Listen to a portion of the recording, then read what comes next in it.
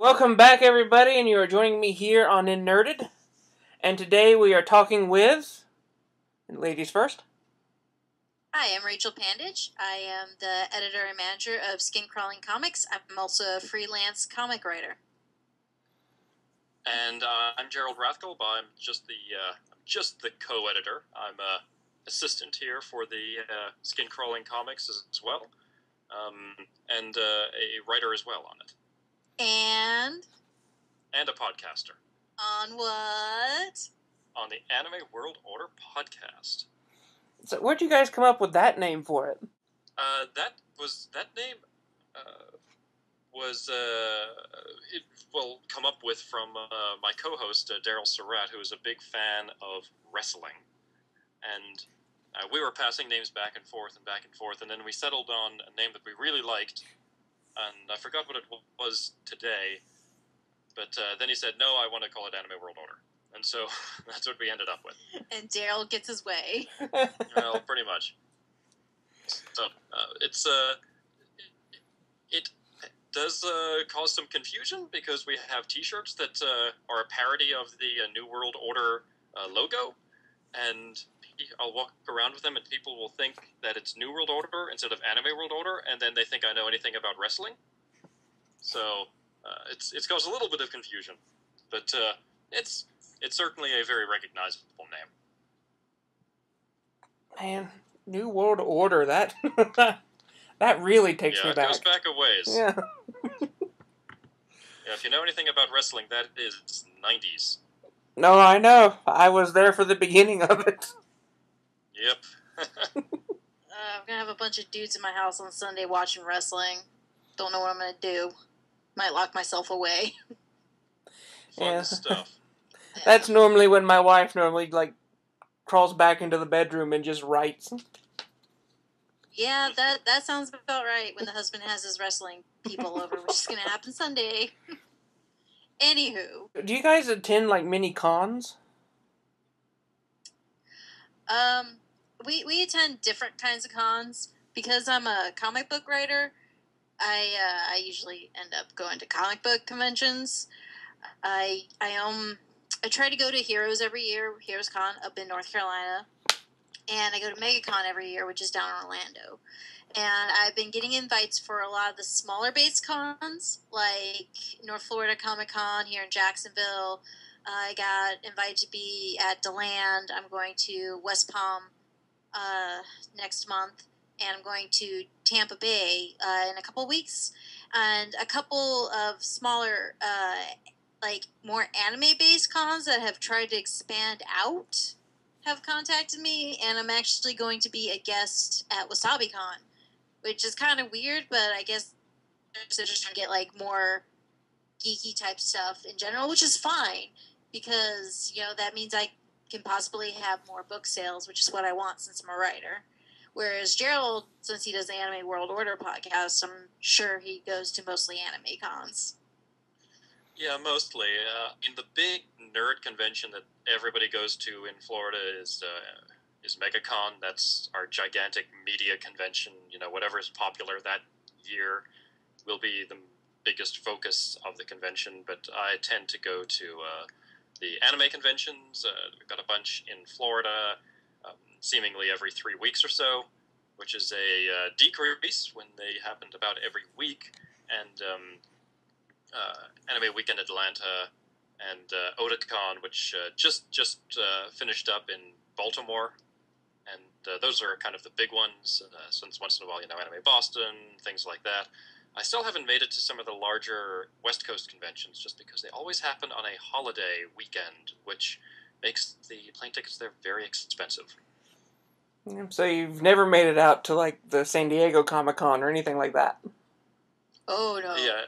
I don't know if I'd ever go to the San Diego Comic-Con. Well, San Diego is more Hollywood fodder at this point. Mm-hmm. There's hardly any comics. There's almost no anime. So, it's not like 5-10 years ago. Heck yeah, but now the big con you want to go to that's mostly comics would be New York, because it still has some of the media stuff. But it's not to the extent of San Diego, where you have to get in line 5 hours to go see a panel and maybe get into that panel. You have to pay for tickets to go buy stuff.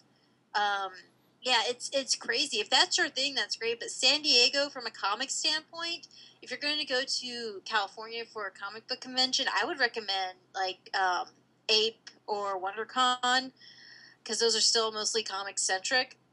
But at this point, they need to take the comic out of SDCC. They really do. And I was looking at prices. I mean, just to fly there and to buy a ticket would be the cost of my mortgage. That's not even including hotel and food and anything I would want to buy for fun, and a table and all this other crud. So Yeah. it's expensive. If you don't live on the West Coast, San Diego Comic-Con is hella expensive. Yeah, I've got a lot of friends who live in California. A lot of them have just stopped going because they'll sit in a cavernous room and then they'll see, some Hollywood person who really doesn't want to be there and talking about some show that they're in the midst of filming or something. A friend of mine went to see the Game of Thrones panel there because he wanted to really see Peter Dinklage, Tyrion, and it was really obvious that Peter Dinklage just didn't want to be there. Like, I don't know if he just doesn't like, promotional side of it, which I hear is kind of awful anyway. But I don't know, maybe one day if I could make it out there cheaply, I'd like to experience it. But I don't know. It is kind of this weird holy grail of nerddom that has been kind of swallowed up by Hollywood. Look, if I get to the point in my writing where they invite me as a guest, I will definitely go. But as someone who's still buying Artist Alley tables for the most part, I just can't afford it. I really can't. I'd love it. Yeah, if they make me a guest there, I'll go anywhere. Right. So out of all the cons you've attended, has there been one that you found more of having to be like a better experience than another? So Heroes Con and New York Comic Con, and then down here in the South, Orlando's MegaCon's pretty fun. But those are my three. So what about you, Gerald? For me, well, because my main interest is anime, I typically have a really good time at Oda, because I get to see all of my friends from, kind of around the country. They all sort of converge on there, because I guess it usually, leapfrogs with the Anime Expo, the largest anime convention in America, and But Anime Weekend Atlanta I enjoy greatly because the crowd there is really, really great. The people that run it are very interested in pushing all sorts of anime, not just new popular stuff. They're the guys that run it are very old school, so they'll push Captain Harlock and shows from the 70s and 80s, and they'll. The thing that I go to conventions the most for are the interesting panels that people run, and Otakon and AWA have got two very, very different philosophies towards it.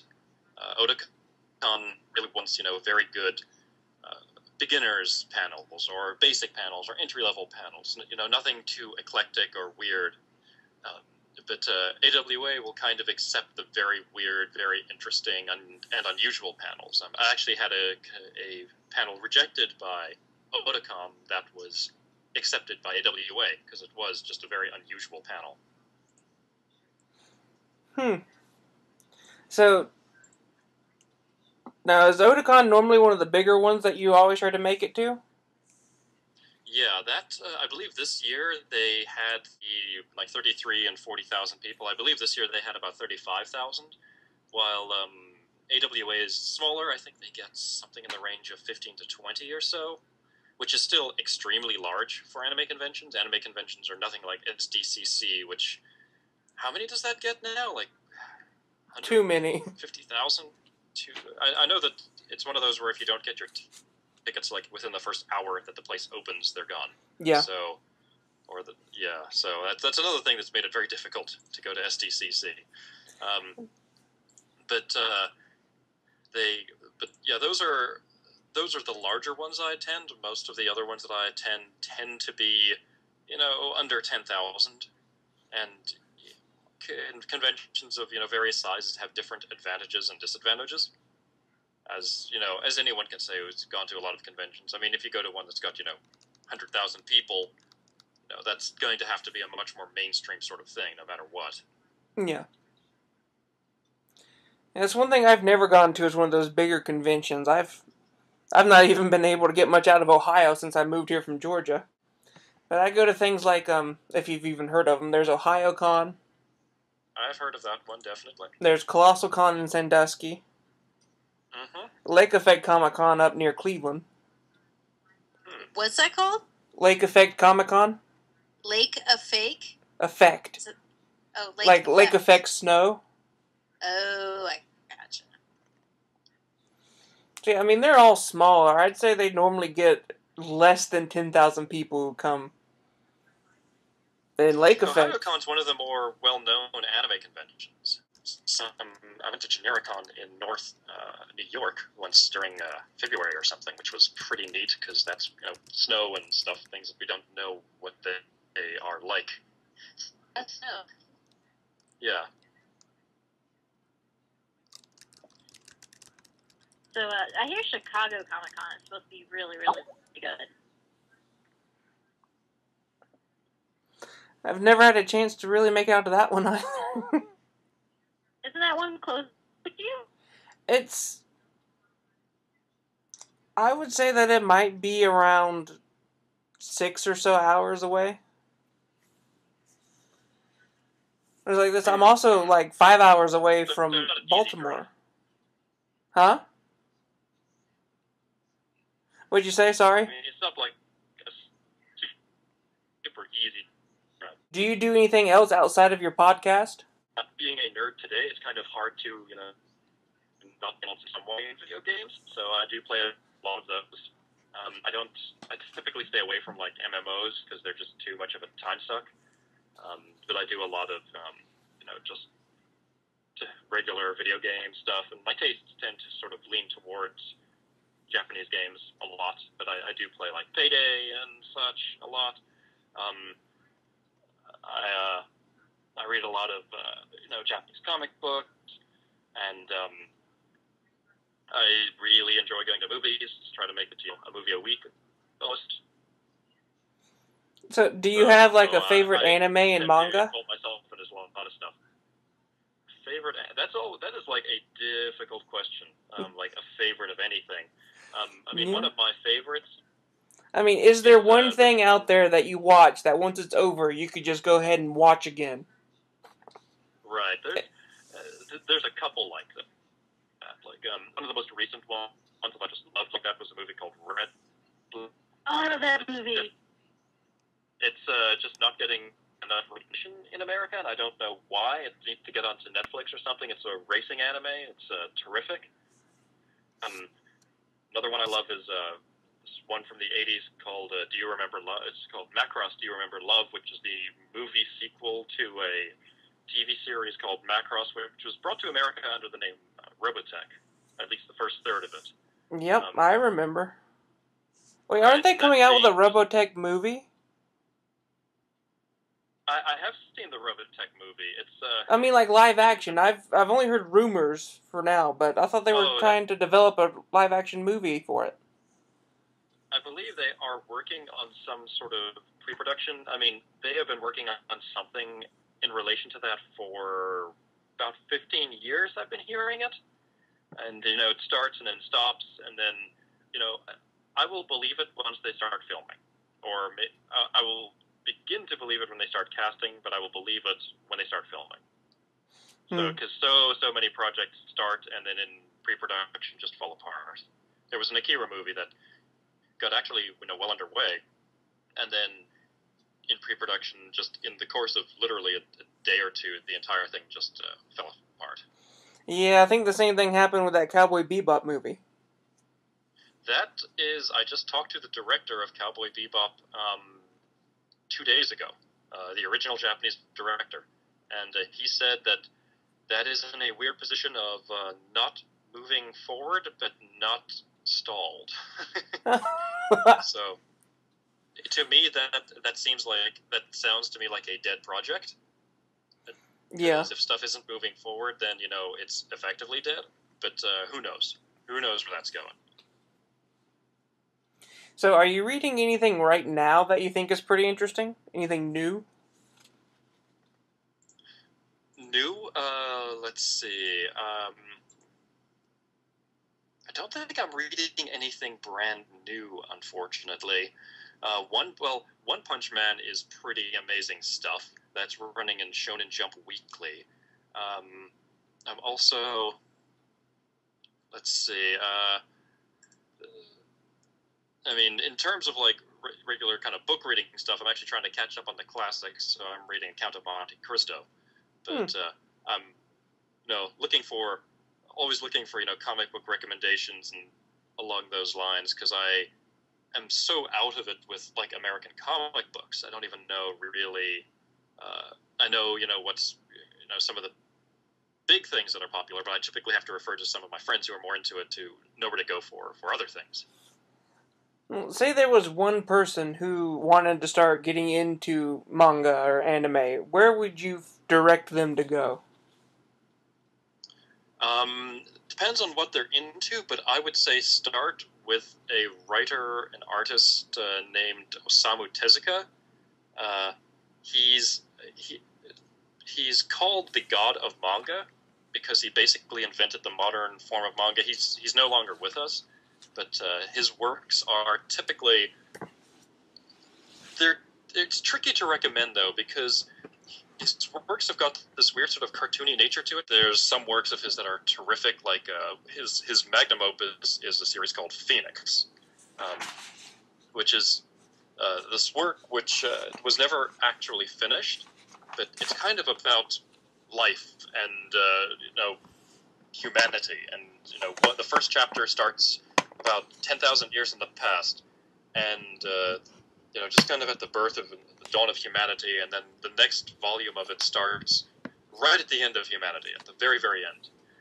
And then the third book will start, a little bit more recently, but in the past still, like tremendous, like, maybe 9,880 years in the past or something like that. And the next one, and it kept sort of going back and forth until it was going to reach a present time.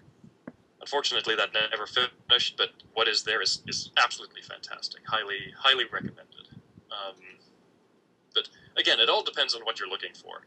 If you're looking for more, action-based things, the original Akira manga is fantastic. It is beautifully drawn. That is actually very popular with American comic book readers because it doesn't really require any previous knowledge. Other than it's set in Japan, there's not really anything extremely Japanese about it. That it's extremely addicting, very well drawn, and very well paced. Other works like Lone Wolf and Cub are... Oh, you samurai just hit a soft spot in my heart right there. Lone Wolf and Cub was actually the first manga series that I actually got to read. Oh, really? Yeah. Yeah, that's where a lot of people start, because that is actually one that's easily available in comic book stores and has been around for about 25 years or more. Well, now they have the omnibus. It's the big volumes of it. Very cheap. Mm-hmm. But I don't know. When it comes to my anime and manga experiences, I've done a lot of the typical things: Dragon Ball, Dragon Ball Z. But my absolute favorite one to read, and it's probably weird to say because I'm a man, but it's got to be Negima. That is actually written for guys in Japan, like originally designed and written for guys. But because America doesn't have a tradition of like romance or romantic comedy for men. Mm-hmm. There's really no such thing as that in America. But Japan has got that. And there are these works that come out in America, and people think that they're made for girls because they're all about finding girlfriends or relationships or things like that. But yeah, Negima is actually very popular and is mostly a guy's show, so it's not unusual at all. Yes, and I don't know, I just happened to randomly come across it one day when I was bored in an anthropology class. So I just start reading this manga on my computer as the professor's walking by. And I looked out at that one point. They were in some sort of rock quarry or something. So I was able to pass it off as though I was just trying to research something. Research what, huh? Rock quarries, duh. What nice formations, huh?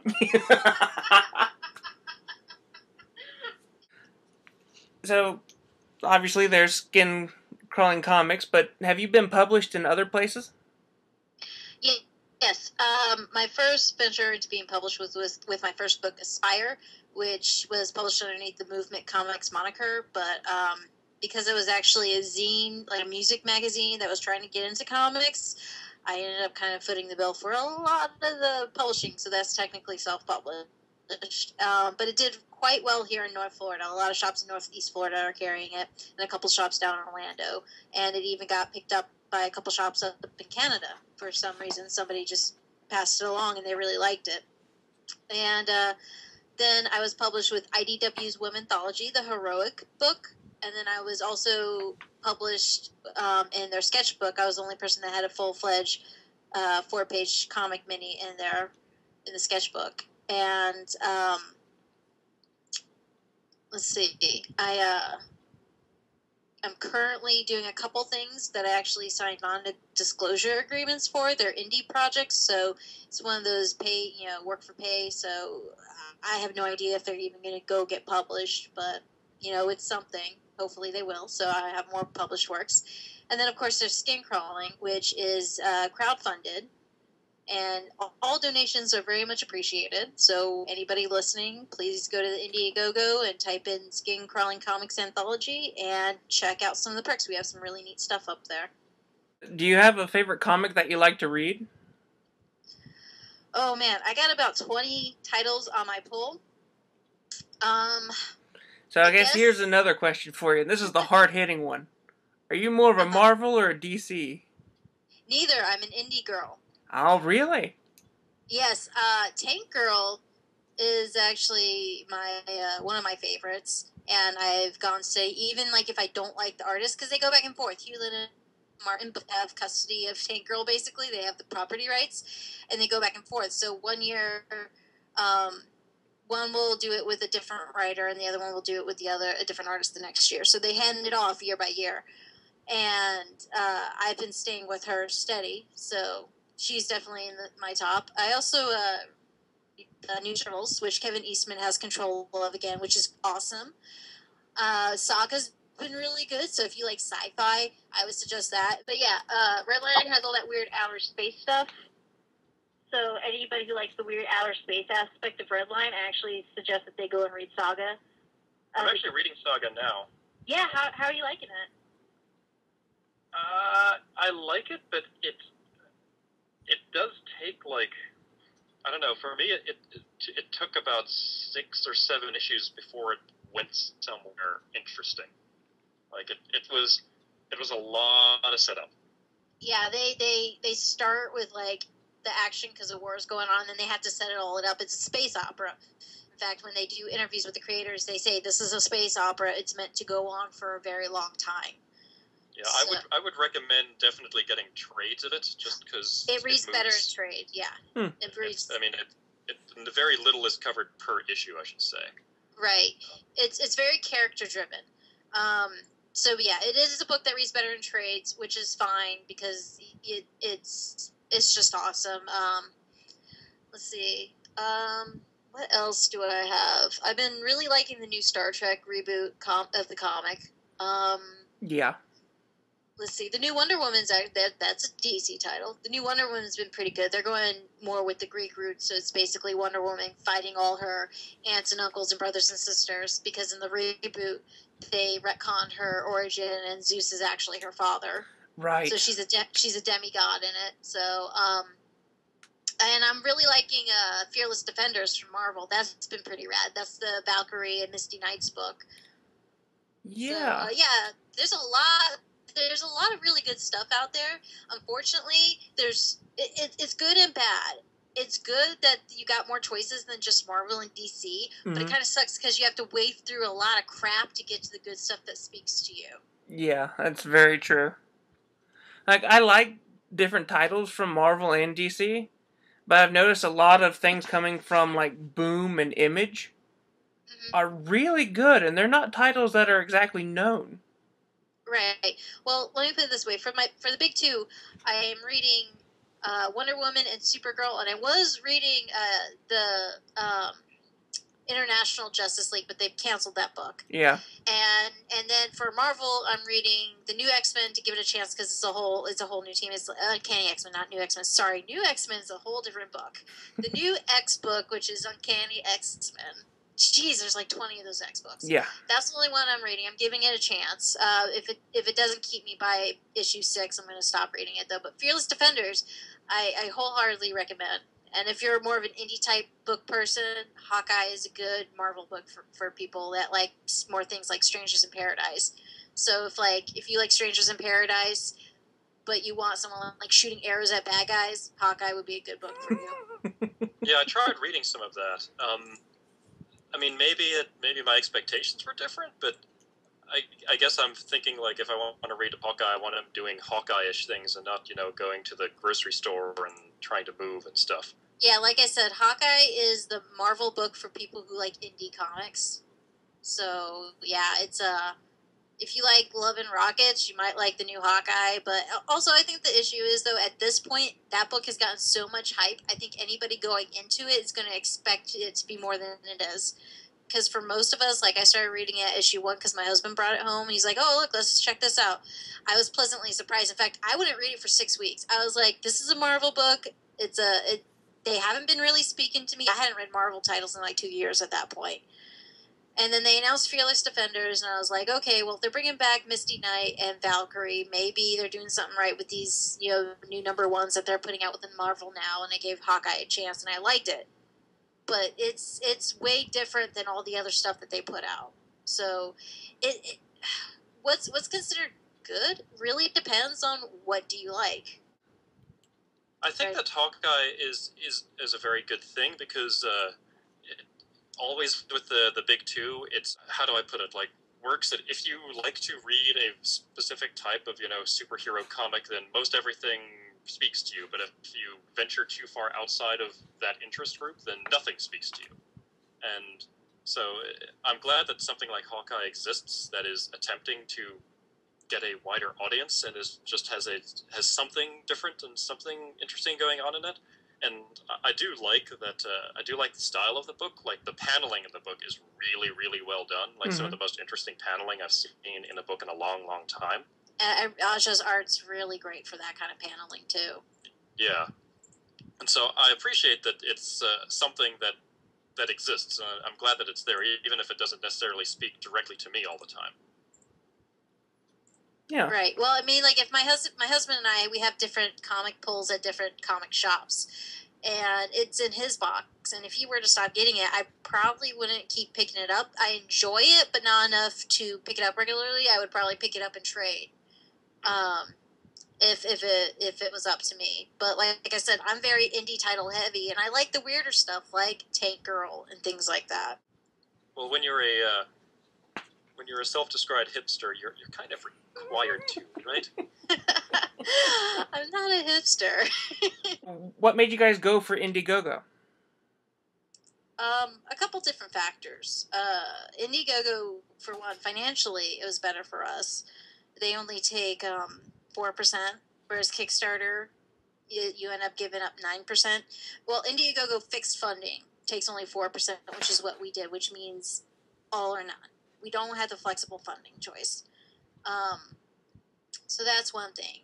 And then two, with Kickstarter, when they allowed the whole Getting Awesome with Women, Getting Above the Game book to be published, be funded through their site, and it's a date rape manual, plain and simple. A couple of queries to Indiegogo and a couple other crowdfunding sites out there. And I'm like, what's your turnaround for complaints like this? For something, say, like this issue that happened with Kickstarter at the time. And Indiegogo was like they were the only ones that say that they investigate every single one. Whether they're lying or not, I don't know, but they claim that. So, all you can do is give people the benefit of the doubt until they give you a reason not to.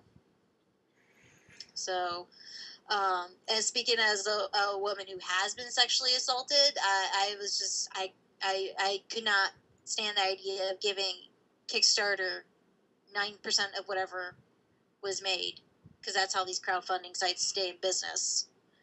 So maybe they've implemented new policies now, which is great.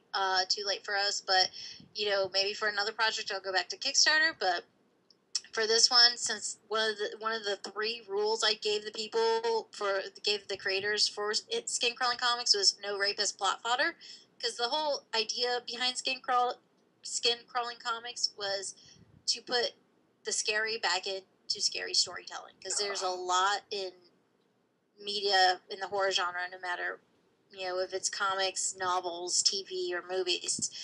It feels like the storytellers, and my dog's barking. Good job, Shiva.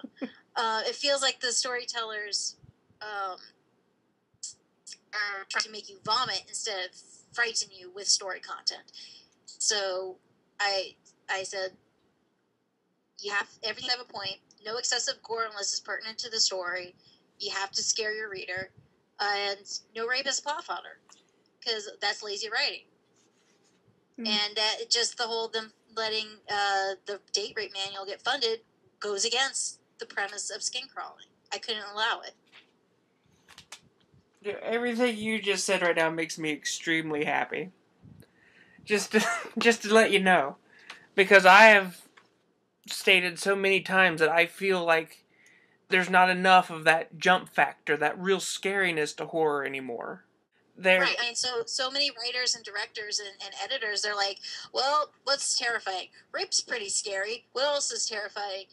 Intestines coming out of a belly button? Oh, okay. And then you got, intestines and rape everywhere, but no actual story content. Yeah, I mean, they go for these things that are gory and so graphic, but they completely get rid of this shock factor. Right. The point of why you actually read these stories. Right. So, and that's what we're trying to do with skin crawling. We want to show that people actually do want smart storytelling, even with a genre like horror, because a lot of people consider horror, as a dumb, genre for like people not paying attention. It's like kind of like action movies, but with people stabbing people. And it's just. Good stories, good storytelling is good storytelling. Period. It doesn't matter the genre, and so yeah, that's what we're trying to do. And for anyone who's listening that goes to the Indiegogo and they look at the price and they're like, "Wow, you're trying to get your goal at 18,000." That's because it's to cover the print run, it's to cover the shipping of the books, is to cover the shipping of the perks if you have specialty perks. Mm-hmm. And I'm trying to do something radical. I'm trying to make sure all the creators are paid, because a lot of these crowdfunding sites, not for true indies like this, like people who've only been published once, twice, or 3 times, or who have webcomics, mm-hmm. It's harder. A lot of them will do this as a labor of love, and I actually want them to get paid. Now, I factor in a very modest page rate. It's actually below what's considered the lowest industry standard. So it's not a whole heck of a lot. And plus, then we have to factor in the percentage that Indiegogo will take. And then if you, here in Florida, if you make over a certain amount, you have to pay taxes on that. And since I'm running the campaign, I've calculated the estimated tax cost, and that is actually factored into that too. So that way I don't get audited next, tax season, and then they're like, "Oh, you owe us X amount of money because you did this on Indiegogo." And that's something everybody has to go through with crowdfunding sites like this. So I actually did my research, and I didn't want to be caught with my pants down going, "Oh, I know I said I needed X amount, but I really need like $5,000 more." I don't want to do that to people, because there have been crowdfunding places.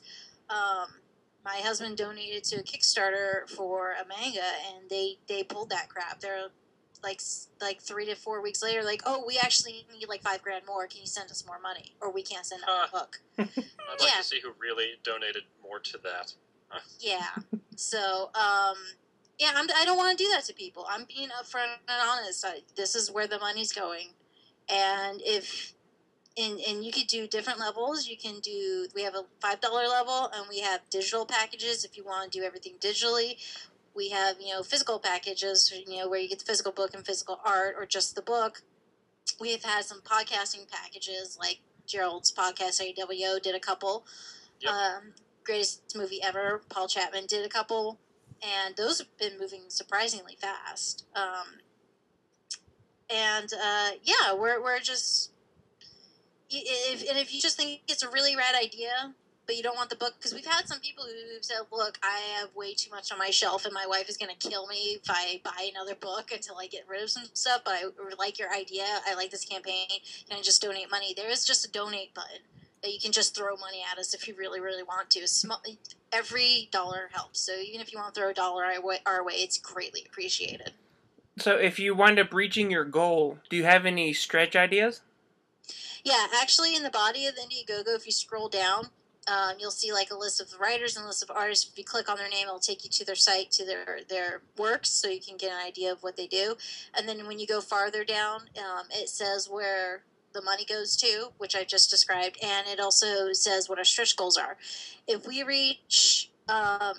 we have two stretch goals. One is at 30,000. Everybody will get a specialty print that Alex Civic, who did Superman in the 70s. He's an artist. He did Superman in the 70s, and he does the Spider-Man weeklies for the newspaper weeklies currently, and has been since, I want to say, the 80s. He will do a specialty print run for everybody who donate $20 or more. And it'll be numbered and signed and everything. And it'll be a classic monster. We're still just trying to decide on what. Probably Creature from the Black Lagoon, but don't hold me to that. If we reach that stretch goal and people say, no, we want Frankenstein, we'll go with Frankenstein. It just depends.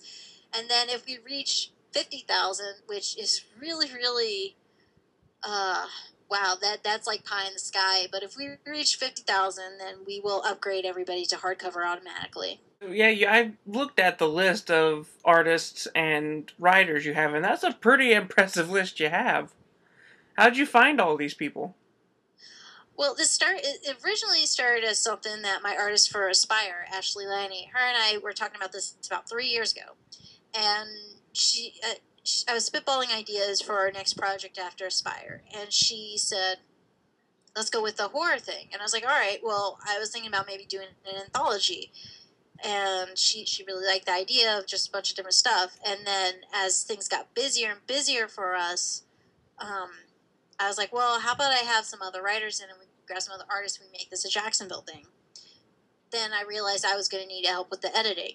And Gerald, I was telling Gerald about it, and he said, if you need help with the editing, let me know. I was like, oh, that's cool. I'm going to take you up on that offer, because I'm very good with editing for dialogue and panel flow. But I'm not so good because I'm so busy looking for flow. Sometimes I ignore grammar. And Gerald is very, very good with stuff like grammar. So I think we complemented each other well as co-editors. And then I was like, well, why don't you be in the book too? And then I was like, okay, let's have this be a Florida thing. Well, then some of the Florida writers and artists started talking to friends up in like California, and then I went to New York Comic Con, and I met some awesome people up in New York that were from Philly and Chicago, and they were really jazzed about the idea when I told them the idea behind it. And next thing I knew, it was a whole U.S. thing. And we even have a colorist from Argentina, so it kind of just exploded. But I'm really glad it did, because we got some really great talent, and it actually gave us a lot of different styles, writing styles, and art styles, and it's just, I think we have a very well-rounded book. There's something for everybody in it. We have monsters, we have ghosts, we have slasher stories, we have psychological stories, and that's something that some people, I guess, because they're so used to thinking horror and rated R, and then things like the new Evil Dead remake, it's just gore and torture and all that crap, and Saw and things like that. Mm-hmm. And the thing is that no, I wouldn't recommend. Some of the stories are pretty brutal. Some of them are more tame, and it has more of a creep show feel. But some of them are kind of brutal, and they don't go into the gore. We have one story where they do show the guts, And I told the artist, just make sure it's not overly, gory like in Song. She goes, oh no, I'm researching medical textbooks. And she made it medically accurate. And there's not blood flying everywhere, but just to be so accurate and how detailed her art is, that's Star St. Germain's art, it is one of the creepier stories in the book by far. And I think her art really makes it. So, yeah, it's just well-rounded, I think, in the horror genre. Got a little bit for everyone. Yes. Now, you both have stories in this anthology, right? Correct. Yes, that's right. Okay, so is there a certain author, certain director, certain type of movie or whatever that inspired the way you write? For me, actually, my story is called Horde, and it's about a woman whose mother is killed in a horde, and so she has to start clearing off the property, and she starts going insane. So my inspiration for that story was actually I was watching a lot of Hoarders on A&E, and it scared the crap out of me. The TV show Hoarders scared me more than a lot of these horror movies that are out now. Because, like I said, a lot of the horror movies out now, they make me want to vomit more than anything. It doesn't really actually, So, yeah, I took my inspiration from that. What about you, Gerald? I just took the plot. I took my inspiration from just driving around Florida, which is a sort of terrifying state by itself.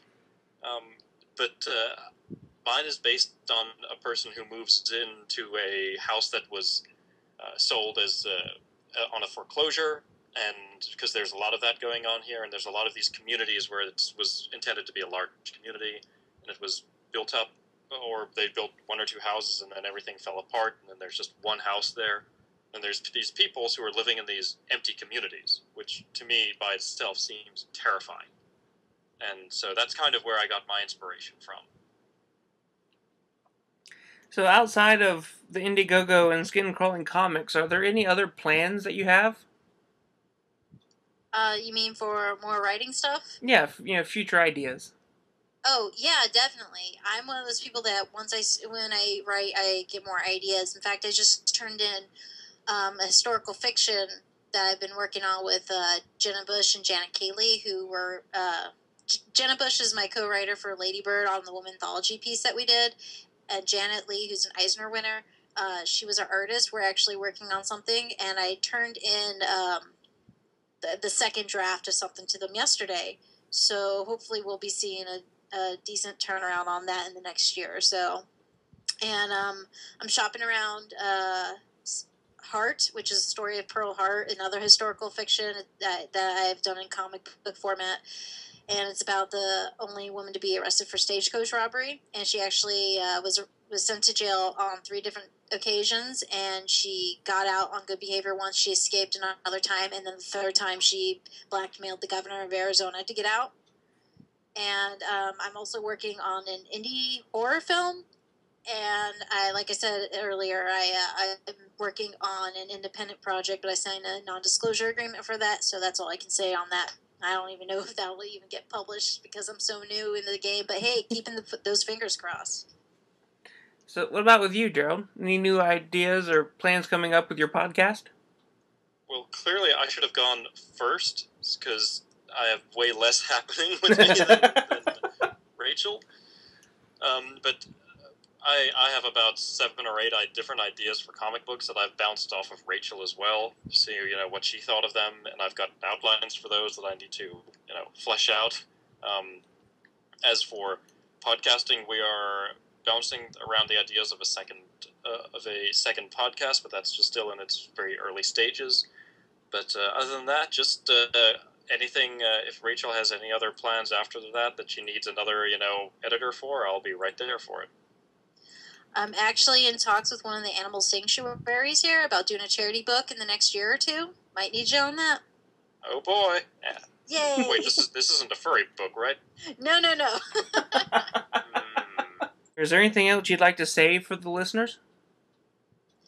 Please go to the Indiegogo and check it out. And if you want to help out, we got a lot of awesome perks. If you just want to throw money at us, that's greatly appreciated too. Every dollar counts.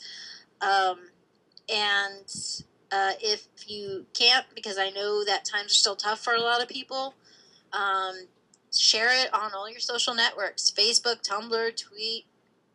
Heck, if anyone still has a MySpace, that too. Pretty much, I echo what Rachel has said. Please talk about the skin crawling comics Indiegogo, and at least get the word out there as much as possible. And if you care about anime or are interested in it, please check out my podcast. It's animeworldorder.com. We're trying to put out episodes more regularly. Two just came out recently, and so we're up to, I think, 120 some episodes, and we've got tons more planned. So please check that out if you can, but do it after you check out the skin crawling comics. Yeah. But I want to thank both of you for letting me talk with you this evening. Thank you for having us. And there will be links to everything in the description.